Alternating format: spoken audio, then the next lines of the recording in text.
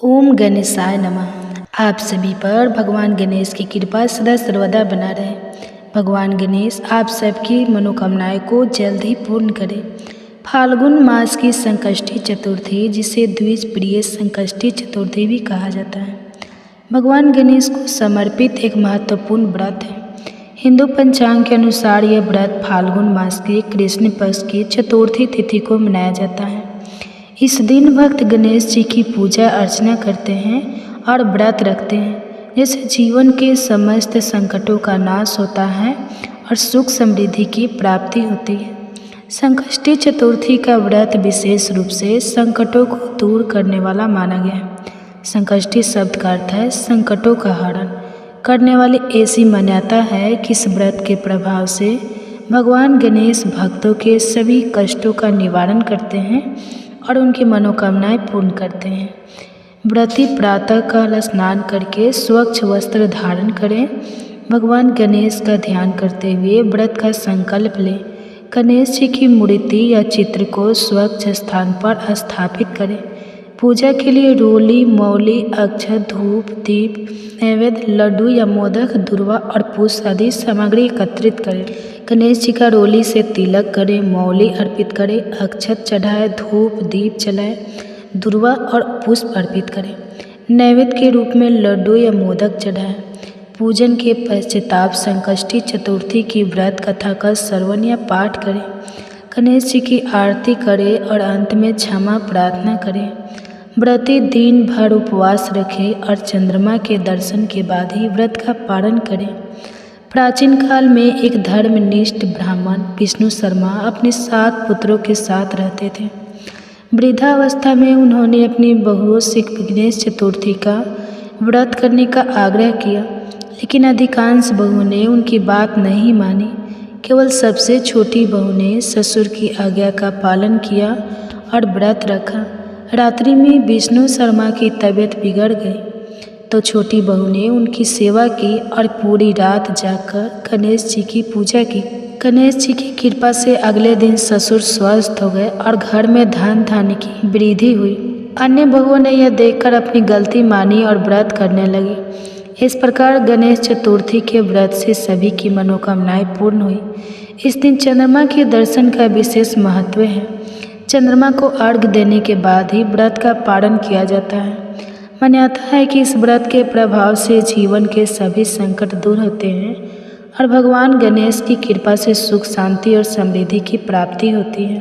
फाल्गुन संकष्टी चतुर्थी का व्रत भगवान गणेश की कृपा प्राप्त करने का एक उत्तम माध्यम है, जो भक्तों के जीवन से सभी विघ्नों का नाश करता है और उन्हें सफलता की ओर अग्रसर करता है। हर महीने के कृष्ण पक्ष की चतुर्थी तिथि को संकट चौथ के रूप में मनाया जाता है। दोस्तों, इस दिन महिलाएं संकट चौथ का व्रत भी रखती हैं। जो महिलाएं संकट चौथ का व्रत रखती है, उनके यहाँ कभी भी अन्न धन की कमी नहीं रहती। कभी भी उन्हें आर्थिक परेशानियों का सामना नहीं करना पड़ता। जो महिलाएं संकट चौथ का व्रत रखती है, उन्हें जीवन में किसी प्रकार के संकट का सामना भी नहीं करना पड़ता। दोस्तों, यदि आपने हमारे चैनल को अब तक सब्सक्राइब नहीं किया तो ज़रूर करें और बेल आइकन दबाना ना भूलें, ताकि आपको हमारी आने वाली सभी लेटेस्ट वीडियोज़ की जानकारी सबसे पहले हो सके। दोस्तों, वीडियो को पूरी सुनने के बाद कमेंट बॉक्स में जय चौथ माता की जय, गणेश जी महाराज की जय जरूर लिखें। संकट चौथ माता की जय हो, भगवान गणेश की जय हो। एक बुढ़िया का लड़का सवेरे गाय चराने जंगल में जाता था और शाम होने पर घर पर वापस आ जाता था। सारे दिन की मेहनत के बावजूद भी वह सिर्फ 8 पैसे रोज के कमाता, जिससे माँ बेटे का गुजर बसर होता था। बुढ़िया तो चौथ माता का व्रत करती थी और बुढ़िया चौथ माता की कहानी सुनने का व्रत और नियमित करती थी।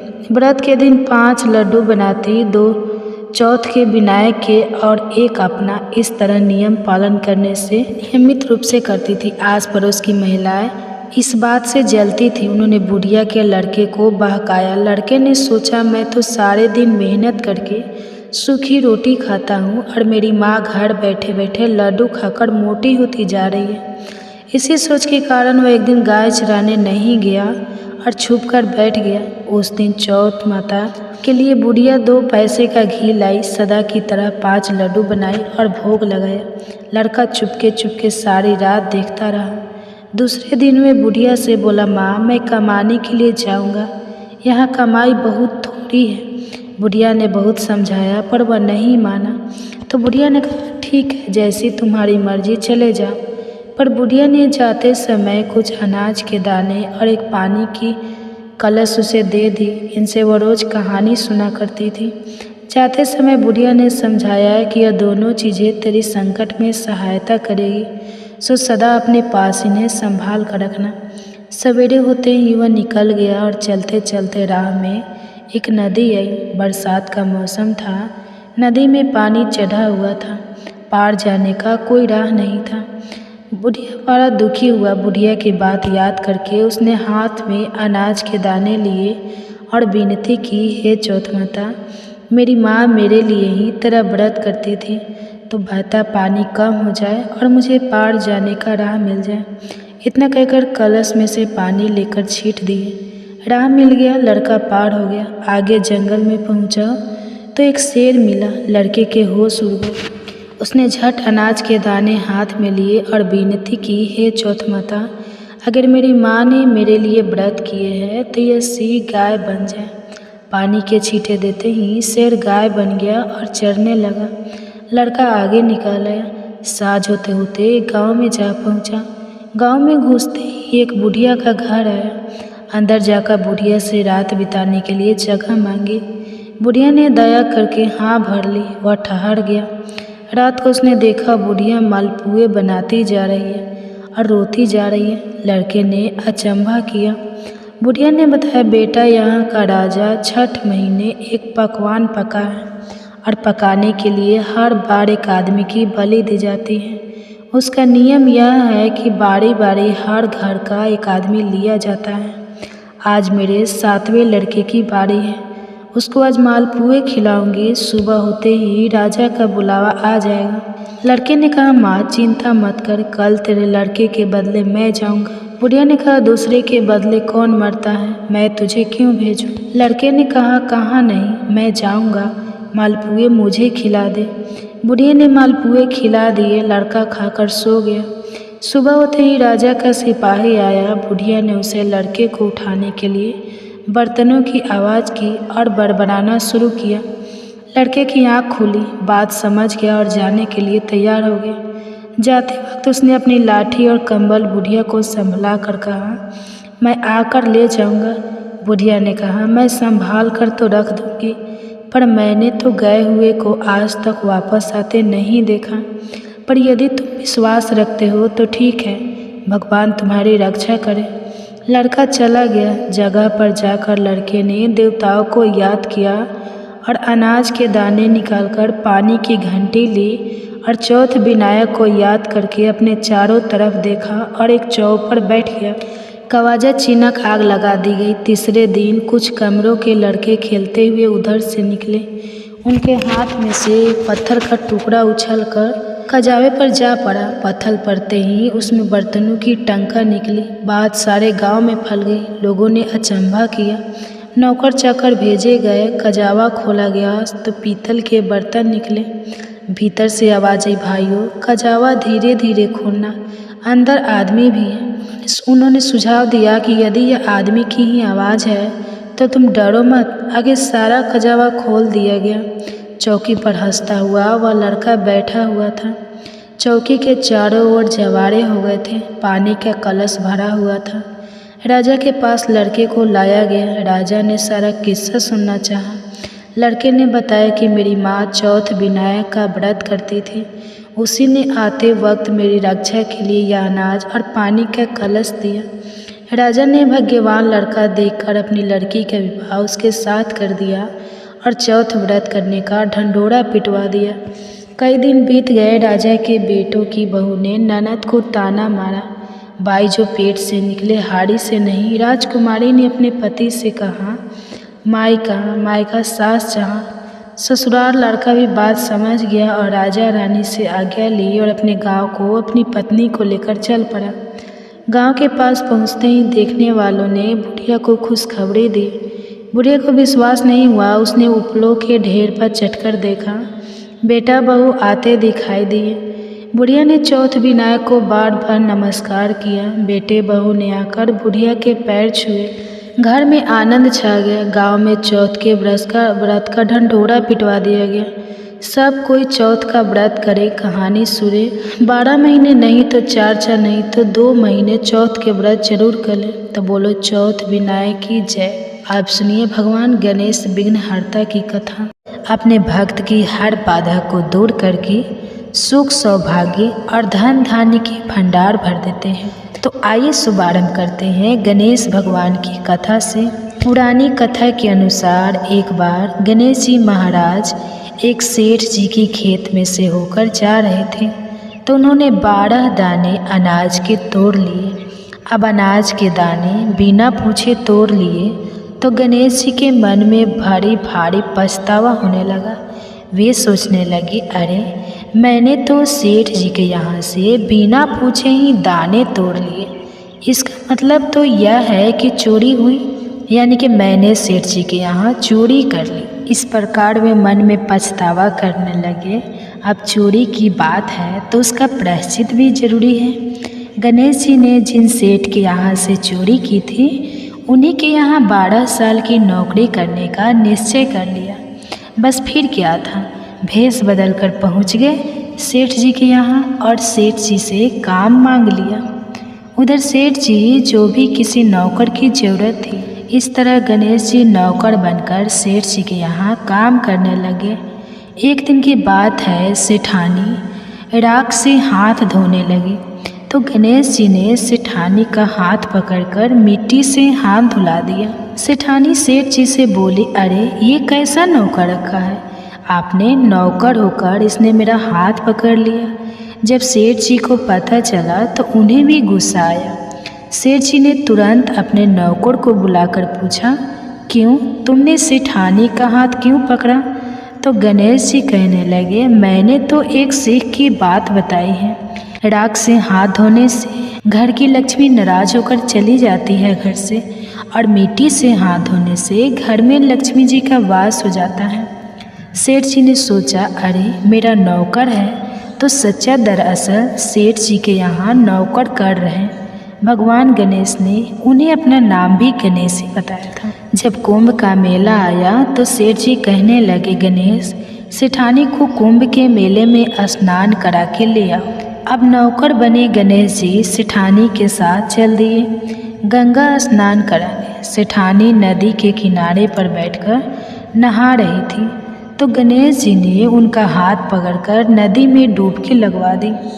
घर आकर सेठानी ने फिर से सेठ से कहा, इस गणेश ने तो मेरी इज्जत ही नहीं रखी और इतने सारे आदमियों के बीच में मुझे घसीट कर आगे पानी में लेकर चला गया। तब सेठ जी ने गणेश जी से पूछा, तुमने ऐसा क्यों किया? तब गणेश जी कहते हैं, सेठानी किनारे पर बैठकर गंदे पानी से नहा रही थी, मैं तो आगे ले जाकर अच्छे पानी में डुबकी लगाकर ले आया हूँ। इससे सेठानी अगले जन्म में रानी और राजपाट का सुख भोगेगी। सेठ जी सोचने लगे, गणेश है तो सच्चा। एक दिन की बात है, सेठ जी के घर में पूजा पाठ हो रही थी, हवन भी हो रहा था। सेठ जी फिर से गणेश से कहने लगे कि जाओ और सेठानी को बुला कर ले आओ। उधर गणेश जब सेठानी को बुलाने गया तो सेठानी काली चुनरी ओढ़ कर चलने लगी। तो गणेश जी ने काली चुनरी फाड़ डाली और कहने लगे, लाल चुनरी ओढ़कर चलो। सेठानी नाराज होकर सो गई। सेठ जी ने देखा सेठानी तो अभी तक नहीं आई, तो वह खुद ही आ गए देखने के लिए कि सेठानी कहाँ है। आकर देखा तो सेठानी तो नाराज होकर लेटी हुई थी। सेठानी से पूछने लगे, क्या बात है, घर में हवन की तैयारी हो चुकी है और तुम यहाँ सो रही हो? तो सेठानी कहने लगी, समझाओ अपने गणेश को, देखो आज इसने मेरी चुनरी फाड़ डाली। यह बात जानकर सेठ को बहुत गुस्सा आया। उसने गणेश को बुलाया और बहुत डांटा। तब गणेश जी कहने लगे, सेठ जी पूजा पाठ में काला वस्त्र नहीं पहनते हैं और सेठानी काला चुनरी उठकर आ रही थी, तो मैंने इनसे लाल वस्त्र पहनने के लिए कहा और जब यह नहीं मानी तो मैंने इनकी काली चुनरी फाड़ डाली। काला वस्त्र पहनने से कोई भी शुभ कार्य सफल नहीं होता है। यह बात सुनकर सेठ जी सोचने लगे, गणेश है तो सच्चा और समझदार है। फिर एक दिन की बात है, सेठ जी पूजा करने लगे। पूजा करने के लिए उन्होंने पंडित जी को भी निमंत्रण दिया। अब पंडित जी भी आ गए, पूजा की तैयारियां हो गई। तभी पंडित जी कहने लगे, अरे सेठ जी, मैं तो गणेश जी की मूर्ति लाना ही भूल गया, आप क्या करें। उधर नौकर बने गणेश भगवान वहीं खड़े हुए थे और सारी बातें देख ली और सुन रहे थे। यह बात सुनते ही गणेश जी तुरंत कहने लगे, तुम मुझे ही मूर्ति बनाकर विराजमान कर लो, आपके सारे काम सफल हो जाएंगे। यह बात जब सेठ जी ने सुनी तो उन्हें तो और बहुत गुस्सा आ गया और वह गुस्से से कहने लगे कि तुम तो अब तक सेठानी से ही मजाक करते थे, अब मुझसे भी मजाक करने लगे। तब गणेश जी ने कहा, सेठ जी मैं मजाक नहीं कर रहा हूँ, तुम मेरी बातों को मजाक बिल्कुल भी मत समझो, मैं बिल्कुल सच कह रहा हूँ। इतना कहते ही नौकर बने गणेश ने भगवान गणेश का साक्षात रूप धारण कर लिया और सेठ सेठानी ने जब यह देखा तो पंडित सेठ और सेठानी गणेश जी के चरणों में गिर गए, उनकी पूजा की। पूजा खत्म होते ही गणेश जी तो अंतर्ध्यान हो गए। अब सेठ सेठानी को बहुत दुख हुआ और उन्होंने कहा कि हमारे पास तो साक्षात गणेश जी रह रहे थे और हमने उनसे इतना सारा काम करवाया, तो उन्हें अपने घर में नौकर बना कर रखा। इस बात का उन दोनों पति पत्नी को बहुत भारी दुख हुआ। अब दोनों पति पत्नी रात दिन इसी चिंता में घूमने लगे। जब गणेश जी ने उनकी चिंता देखी तो एक दिन सपने में उन्हें दर्शन देकर कहने लगे, सेठ जी आप बिल्कुल भी परेशान मत होइए, एक बार मैंने आपके खेत से अनाज के 12 दाने तोड़ लिए थे, उसी का दोष मेरे सर पर लग गया था और वही दोष उतारने के लिए मैंने आपके यहाँ नौकरी की। नौकर बनकर 12 साल काम किया, अब आप दोनों बिल्कुल भी दुख मत करो। ऐसा कहकर भगवान गणेश अंतर्ध्यान हो गए। उधर गणेश भगवान की कृपा से सेठ जी के यहाँ करोड़ों की माया हो गई। उनके घर में सुख संपत्ति और धन के भंडार भर गए। हे गणेश जी महाराज, जैसा सुख जैसी धन दौलत आपने सेठ जी को दी वैसी सबको देना। इस कथा को सुनने सुनाने और हुंकारा भरने वाले को, उनके सब परिवारजनों को भी देना। बोलो गणपति महाराज की जय हो। प्रिय भक्ते, तो आइए आप सुनते हैं भगवान भोलेनाथ की कथा। इस भगवान की कथा से आजकल हमारे चैनल पर भागवत की कथाएं भी सुनाई जा रही है। अगर आप इन कथाओं को सुनना पसंद करते हो तो एक बार आप हमारे चैनल पर इन कथाओं को जरूर सुनिएगा। पौराणिक कथा के अनुसार बहुत समय पहले की बात है, भगवान विष्णु का विवाह लक्ष्मी जी के साथ सुनिश्चित हो गया। अब विवाह की तैयारी भी होने लगी। खूब धूमधाम से विवाह की तैयारी हो रही थी। सभी देवताओं को निमंत्रण भेजे गए, परंतु गणेश जी को निमंत्रण नहीं दिया गया। अब जब भगवान विष्णु की बारात जाने का समय आ गया तो वहाँ पर उपस्थित देवता जो सभी अपनी अपनी पत्नियों के साथ समारोह में सम्मिलित होने के लिए आए, विष्णु भगवान की बारात में जाने की तैयारी करने लगे। उन सब ने देखा कि गणेश जी कहीं दिखाई नहीं दे रहे हैं। तब वे सभी आपस में चर्चा करने लगे कि क्या बात है, गणेश जी कहीं दिखाई नहीं दे रहे हैं, उन्हें न्योता नहीं भेजा गया या फिर भी किसी कारण नाराज होकर विवाह समारोह में नहीं आए हैं। आपस में भी चर्चा करने लगे। अब सब हैरान हो रहे थे कि किसी को कोई जवाब मिल ही नहीं रहा था। तब सभी देवतागण और उनकी पत्नी ने विचार किया कि क्यों न विष्णु भगवान से ही इसका कारण पूछ लिया जाए। अब जब सब ने मिलकर विष्णु भगवान से पूछा तो विष्णु भगवान कहने लगे कि हमने गणेश जी को पिता भगवान महादेव को न्योता भेज दिया है। अगर गणेश जी अपने पिता के साथ आना चाहते हैं तो आ जाए, अलग से नहीं न्योता पिठाया है, अलग से उन्हें न्योता देने की कोई ज़रूरत भी नहीं है। और दूसरी बात यह है कि उनको खाने के लिए सेवा में मेवा, सावा मन चावल, घी और सावा मन लड्डू का भोजन भी तो दिन भर में चाहिए। अगर गणेश जी नहीं आएंगे तो कोई बात नहीं, दूसरे के घर जाकर इतना सारा खाना पीना अच्छा भी तो नहीं लगता।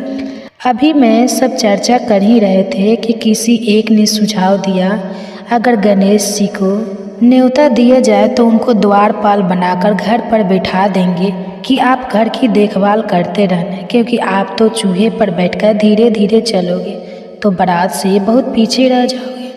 और यह सुझाव सबको पसंद भी आ गया। विष्णु भगवान ने भी अपनी सहमति दे दी। अब नारद मुनि को किसी तरह गणेश भगवान को बुलाने के लिए भेजा गया। गणेश भगवान ने जैसे ही निमंत्रण सुना, वे जल्दी जल्दी भगवान विष्णु के विवाह में सम्मिलित होने के लिए आ गए। अब जब विवाह समारोह में गणेश जी उपस्थित हो ही गए तो जैसा कि सभी देवी देवताओं ने मिलकर विचार विमर्श किया था, गणेश भगवान को किसी तरह समझा बुझाकर घर की रखवाली करने के लिए बैठा दिया गया। अब बड़ा जल्दी सभी देवी देवता बारात के साथ साथ चल दिए। अब नारद मुनि वहाँ रह गए। तब नारद जी ने देखा कि गणेश जी तो दरवाजे पर ही बैठे हुए हैं। तभी गणेश जी के पास गए और उनसे रुकने का कारण पूछने लगे।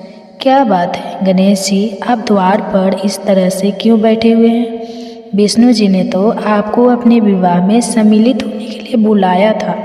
वह आपको अपने साथ बारात में लेकर नहीं गए तो आपको अपने घर का द्वारपाल बनाकर या छोड़ गए। क्रोधित होकर कहने लगे, नाराजगी तब तो विष्णु भगवान ने मेरा बड़ा अपमान किया है। नारद मुनि तो सारा हाल जानते थे। उन्हें पता था कि गणेश भगवान के बिना विष्णु भगवान की बारात तो आगे जा ही नहीं सकती। तब वे गणेश भगवान को कहने लगे कि अगर आप अपनी मूसक को आगे भेज दे तो रास्ता रोक देंगे, जिससे सबके सब वहाँ धरती में धंस जाएंगे और तब तो विष्णु भगवान को आपको सम्मानपूर्वक अपनी बारात में बुलाना ही पड़ेगा। अब भला किस बात की देरी थी? गणेश जी ने तुरंत अपने मूस को जल्दी से आगे भेज दिया और उनकी मूसक ने देखते ही देखते जमीन खोखला कर दी। जब बारात वहाँ से निकली तो रातों के पहिए धरती में धंस गए।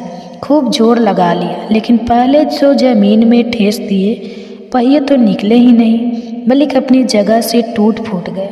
अब किसी की समझ में आ ही नहीं रहा कि क्या किया जाए। अब नाराजगी क्योंकि भगवान विष्णु की बारात में पहुंच चुके थे, कहने लगे, आप लोगों ने गणेश जी का अपमान करके बिल्कुल भी अच्छा नहीं किया।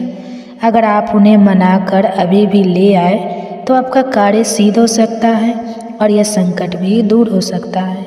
तब शंकर भगवान ने अपने दूत नंदी को भेजा और नंदी किसी तरह समझा बुझाकर मना कर गणेश जी को लेकर आए। अब गणेश जी का आदर सम्मान किया गया, उनकी पूजा की गई। तब कहीं जाकर रथ के पहिए निकले तो प्रारंभ करने से पहले ओम श्री गणेशाय नमः। अब जब जब लोग ने उसे निवेदन किया तो खाली ओम श्री गणेशाय नमः गणेश जी की वंदना करने लगा और देखते ही देखते हाथी ने सभी भाइयों को ठीक कर दिया। भाइयों को ठीक करने के बाद हाथी कहने लगा कि देवताओं, आपने सबसे पहले गणेश जी का नहीं मनाया होगा और ना ही उनकी पूजा की होगी, इसलिए तो आप सबके ऊपर ये संकट आया है। हम तो मूर्ख और अज्ञानी हैं, लेकिन फिर भी सबसे पहले गणेश जी की पूजा करते हैं, उनका ध्यान करते हैं। लेकिन आप तो देवता हैं, फिर भी आप गणेश जी को कैसे भूल गए? अब आप लोग भगवान श्री गणेश की जय जयकार बोलकर जयकारा लगाए तो आपके सभी काम बन जाएंगे और कोई संकट भी नहीं आएगा। ऐसा कहते हुए बारात वहाँ से गणेश भगवान को अपने साथ लेकर चल दी और फिर धूमधाम के साथ विष्णु भगवान का लक्ष्मी जी के साथ विवाह संपन्न हो गया और सभी सकुशल घर वापस लौटे। आप सुनिए गणेश भगवान की दूसरी पौराणिक कथा। पौराणिक कथा के अनुसार एक बार गणेश जी महाराज एक शेर जी से खेत में से होकर जा रहे थे। उन्होंने 12 दाने अनाज के तोड़ लिए। अब अनाज के दाने बिना पूछे तोड़ लिए तो गणेश जी के मन में बड़ा भारी पछतावा होने लगा। वे सोचने लगे, अरे मैंने तो सेठ जी के यहाँ से बिना पूछे ही दाने तोड़ लिए। इसका मतलब ये तो है कि चोरी हुई, यानी कि मैंने सेठ जी के यहाँ चोरी कर ली। इस प्रकार विनम्र में पछतावा करने लगे। अब चोरी की है तो उसका प्रायश्चित भी जरूरी है। गणेश जी ने जिन सेठ जी के यहाँ से चोरी की थी उन्हीं के यहाँ 12 साल की नौकरी करने का निश्चय कर लिया। बस फिर क्या था, भेष बदल कर पहुँच गए सेठ जी के यहाँ और सेठ जी से काम मांग लिया। उधर सेठ जी को भी किसी नौकर की ज़रूरत थी। इस तरह गणेश जी नौकर बनकर सेठ जी के यहाँ काम करने लगे। एक दिन की बात है तो गणेश जी ने सेठानी का हाथ पकड़कर मिट्टी से हाथ धुला दिए। सेठानी सेठ जी से बोली, अरे यह कैसा नौकर रखा है, नौकर होकर इसने मेरा हाथ पकड़ लिया। जब सेठ जी को पता चला तो उन्हें भी गुस्सा आया। सेठ जी ने तुरंत अपने नौकर को बुलाकर पूछा, क्यों तुमने सेठानी का हाथ क्यों पकड़ा? तो गणेश जी कहने लगे, मैंने तो एक सीख की बात बताई है। राख से हाथ धोने से घर की लक्ष्मी नाराज होकर चली जाती है घर से, और मिट्टी से हाथ धोने से घर में लक्ष्मी जी का वास हो जाता है। सेठ जी ने सोचा, अरे मेरा नौकर है तो सच्चा दरअसल सेठ जी के यहाँ नौकर बनकर आ। भगवान गणेश ने उन्हें अपना नाम भी गणेश बताया था। तो जब कुंभ का मेला आया तो सेठ जी कहने लगे, गणेश सेठानी को कुंभ के मेले में स्नान कर ले आओ। अब नौकर बने गणेश जी सेठानी के साथ चल दिए। गंगा स्नान करने नदी के किनारे पर बैठकर नहा रही थी तो गणेश जी ने उनका हाथ पकड़कर नदी में डुबकी लगवा दी। सेठानी ने फिर से सेठ जी से कहा, इस गणेश ने तो मेरी इज्जत ही नहीं रखी और इसने सारे आमदनी के आदमियों के बीच में मुझे घसीट कर आगे पानी में लेकर गंदे पानी से नहा रही थी। मैं तो आगे अच्छे पानी में डुबकी लगा कर के ले आया हूँ। इससे सेठानी अगले जन्म में रानी और राज का सुख भोग। सेठ जी सोचने लगे, गणेश है तो सच्चा। एक दिन की बात है, सेठ जी के घर में पूजा पाठ हो रही थी, हवन भी हो रहा था। सेठ जी फिर से गणेश से कहने लगे कि जाओ और सेठानी को बुला कर ले आओ। उधर गणेश जब सेठानी को बुलाने गए तो सेठानी काली चुनरी ओढ़ कर चलने लगी। तो गणेश जी ने काली चुनरी फाड़ डाली और कहने लगे, लाल चुनरी ओढ़ कर चलो। सेठानी नाराज होकर सो गई। सेठ खुद उसे देखने के लिए आकर देखा तो सेठानी तो नाराज होकर लेटी हुई थी। सेठानी से पूछने लगे, क्या बात है, घर में हवन की तैयारी हो चुकी है और तुम यहाँ सो रही हो? तो सेठानी कहने लगी, समझो अपने गणेश को देखो, आज इसने मेरी चुनरी फाड़ डाली। ये बात जानकर सेठ को बहुत गुस्सा आया। गणेश को बुलाया और बहुत डांटा। तब गणेश जी कहने लगे, सेठ जी पूजा पाठ में काला वस्त्र नहीं पहनते हैं और सेठानी काली चुनरी उठकर जा रही थी तो मैंने इनसे लाल वस्त्र पहनने के लिए कहा और जब भी न मानी तो मैंने इनकी काली चुनरी फाड़ डाली। काला वस्त्र पहनने से कोई भी शुभ कार्य सफल नहीं होता है। गणेश है तो सच्चा है और समझदार। फिर एक दिन की बात है, सेठ जी पूजा करने लगे। पूजा करने के लिए उन्होंने पंडित जी को भी निमंत्रण दिया था। अब पंडित जी आए, पूजा की तैयारी हो गई। तभी पंडित जी कहने लगे, अरे सेठ जी, मैं तो गणेश जी की मूर्ति लाना ही भूल गई, अब क्या करें? उधर नौकर बने गणेश भगवान वहीं खड़े हुए और सारी बातें देख और सुन रही थी। यह बातें सुनते ही गणेश जी तुरंत कहने लगे, मुझे ही मूर्ति बनाकर विराजमान कर लो, आपके सारे काम सफल हो जाएंगे। तो उन्हें सेठ को बहुत गुस्सा आया और वह गुस्से से कहने लगे कि तुम तो अब तक सेठानी से ही मजाक करते थे, अब मुझसे भी मजाक करने लगे। तब गणेश जी ने कहा, सेठ जी मैं मजाक नहीं कर रहा हूँ, तुम मेरी बातों को मजाक बिल्कुल मत समझो, मैं बिल्कुल सच कह रहा हूँ। इतना कहते ही नौकर बने गणेश ने भगवान गणेश का साक्षात रूप धारण कर लिया और सेठ सेठानी ने जब यह देखा तो पंडित जी सेठ और गणेश जी के चरणों में गिर गए, उनकी पूजा की। पूजा खत्म होते ही गणेश जी तो अंतर्ध्यान हो गए। इतना सारा काम करवाया तो उन्हें अपने घर में नौकर बनाकर रखा। इस बात का उन दोनों पति पत्नी को बहुत भारी दुख हुआ। अब दोनों पति पत्नी रात दिन इसी चिंता में रहने लगे। तब जब गणेश जी ने उनकी चिंता देखी तो एक दिन सपने में उन्हें दर्शन देकर कहने लगे, सेठ जी आप बिल्कुल भी परेशान मत होइए। एक बार मैंने आपके खेत से अनाज के 7 दाने तोड़ लिए, उसी का दोष मेरे सर पर लग गया था और वही दोष उतारने के लिए मैंने आपके यहाँ नौकर बनकर 12 साल काम किया। अब आप दोनों बिल्कुल भी दुख मत करो। ऐसा कर भगवान गणेश अंतर्ध्यान हो गए। उधर गणेश भगवान की कृपा से सेठ जी के यहाँ करोड़ों की माया हो गई। उनके घर में सुख संपत्ति और धन के भंडार भर गए। गणेश जी महाराज जैसा सुख जैसी धन दौलत आपने सेठ जी को दी वैसी सबको देना। इस कथा को कहते सुनते और हुंकारा भरने वाले सभी को और उनके सब परिवारजनों को भी देना। अब एक और सुनिए गणेश भगवान की पौराणिक कथा की शुरुआत हम प्रथम पूजनीय भगवान श्री गणेश जी की कथा से करेंगे। तो जय श्री गणेश। पौराणिक कथा के अनुसार एक नगर में एक बुढ़िया माई रहती थी। वह गणेश भगवान की बहुत बड़े भक्त थी, बहुत पूजा पाठ किया करती थी। वह प्रतिदिन मिट्टी के गणेश जी की पूजा किया करती थी। वह प्रतिदिन मिट्टी के गणेश जी बनाती और फिर पूजा करती। पर जैसे ही बुढ़िया माई गणेश जी की प्रतिमा को स्नान कराती तो मिट्टी के गणेश जी गल जाते थे। तो यह देखकर वह बुढ़िया माई बहुत दुखी हुआ करती थी और बड़ी परेशान होती थी और यही सोचती थी कि काश मेरे पास ऐसी प्रतिमा होती जो कभी भी खराब ना होती तो कितना अच्छा होता।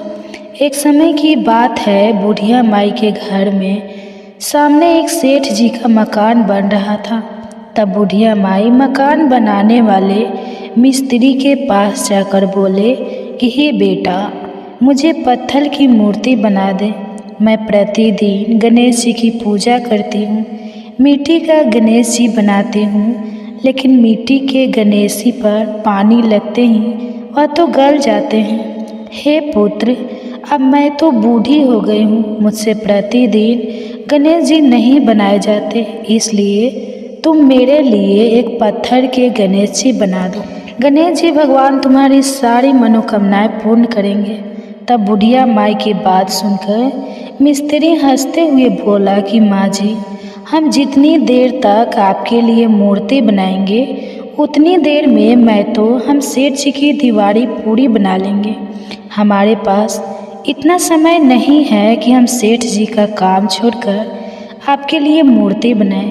यह सुनते ही बुढ़िया माई को बड़ा दुख हुआ और वह मन ही मन कहने लगी कि भगवान करे तुम्हारी यह दीवार कभी ना बने और यह टेढ़ी हो जाए। यह कहकर बूढ़ी अम्मा अपने घर चली गई और मिस्त्री और मजदूर दीवार बनाने में लग गए।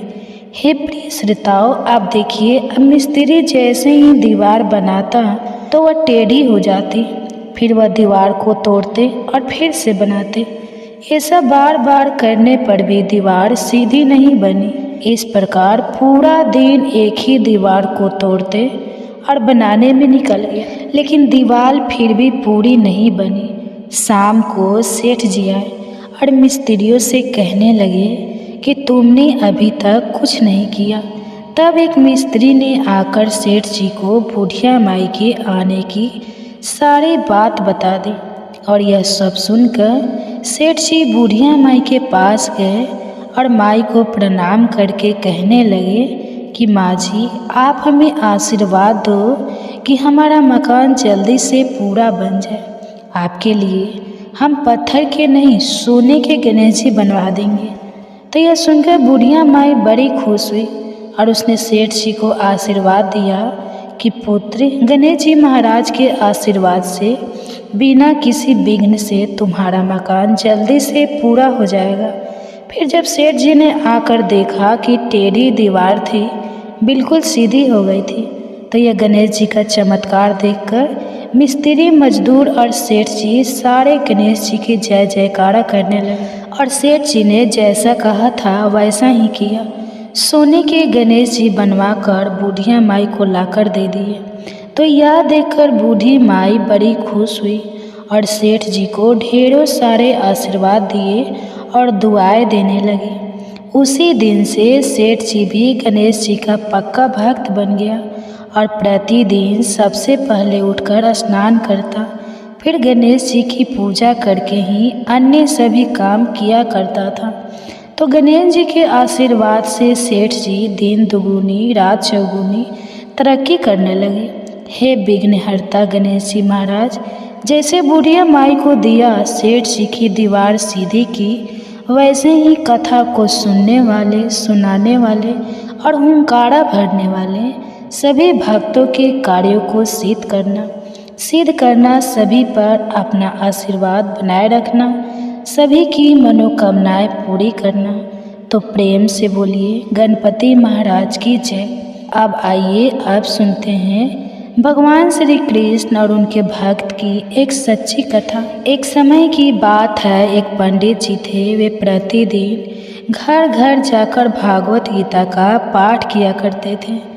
एक दिन उन्हें एक चोर ने पकड़ लिया और कहा कि तुम्हारे पास जो कुछ भी है वह सब निकाल कर मुझे दे दो। तब पंडित जी बोले कि पुत्र, मेरे पास तो कुछ भी नहीं है। तुम एक काम करना, मैं यहीं पास के घर में जाकर भागवत गीता का पाठ करता हूँ। वह अजमान बड़े ही दानी लोग हैं। जब मैं कथा सुना रहा हूँगा तब उनके घर में जाकर चोरी कर लेना। अब चोरों को यह बात पसंद आ गई कि बहुत सारा धन मिलेगा। यह सोचकर चोर मान गया। अब जब अगले दिन पंडित जी कथा सुना रहे थे तब वो चोर भी वहाँ आकर बैठ गया। तब पंडित जी ने कथा सुनाना शुरू किया। पंडित जी बोले कि यहाँ से मीलों दूर एक गांव है वृंदावन, वहाँ पर एक लड़का आता है जिसका नाम है कान्हा। वह हीरो और जवाहरात से लदा रहता है। अगर कोई लूटना चाहता है तो उसको लूटो। वह हर रोज़ रात को उस पीपल के पेड़ के नीचे आता है जिसके पास बहुत सी झाड़ियाँ हैं। बस चोर ने यह सुना और खुशी खुशी वहाँ से चला गया। अब वो चोर अपने घर गया और अपनी पत्नी से बोला कि आज मैं एक कान्हा नाम के बच्चे को लूटने जा रहा हूँ, तो मुझे रास्ते में खाने के लिए कुछ बांध कर दे दो। फिर पत्नी ने कुछ सत्तू उसको बांध कर दे दिए और चोर वहाँ से संकल्प लेकर चला गया कि आज तो मैं उस कान्हा को लूट कर ही लाऊंगा। और वह पैदल टूटी हुई चप्पलों से ही निकल पड़ा। रास्ते में कान्हा कान्हा का नाम लेते हुए वह अगले दिन शाम को वहाँ पहुँच गया जो जगह उन पंडित जी ने बताई थी। अब वहाँ पहुँचकर उसने सोचा कि अगर मैं यहीं सामने खड़ा हो गया तो बच्चा तो मुझे देखकर ही भाग जाएगा, तो मेरा यह आना तो बेकार हो जाएगा। इसलिए उसने सोचा कि क्यों न पास वाली झाड़ियों में ही छिप जाओ। अब वह जैसे ही झाड़ियों में घुसा, झाड़ियों के कांटे उसे चुभने लगे। उस समय उसके मुंह से एक ही आवाज़ आई, कान्हा कान्हा। उसका शरीर लहू लुहान हो गया, पर मुंह से सिर्फ यही निकला, कान्हा आ जाओ, कान्हा आ जाओ। प्रिय श्रोता, उसे यह पता नहीं था कि कान्हा भगवान का नाम है। वह तो बस यह सोचकर नाम ले रहा था कि आज यह लड़का मुझे मिलेगा और आज मैं इससे धन लूटकर अपनी गरीबी दूर कर पाऊंगा।